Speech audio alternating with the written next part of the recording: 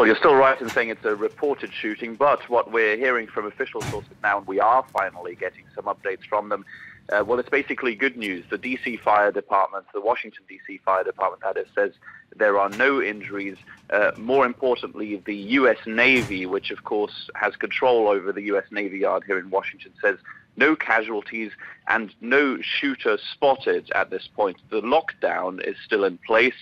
There was a shelter-in-place order as well earlier. That means essentially that everybody in the building where anything had been reported or around it has to stay away from the windows and has to shelter in place is the official term. This, of course, happening at Building 197, it appears, at Washington Navy Yard. That is where a shooting took place, a very deadly shooting took place in mid-September 2013. There is a very big security presence outside of the Washington Navy Yard. There's also an added security presence outside of Capitol Hill, outside of U.S. Congress, which is literally just up the road, and outside of the White House at this point. That doesn't mean that there is any kind of confirmation of a shooter.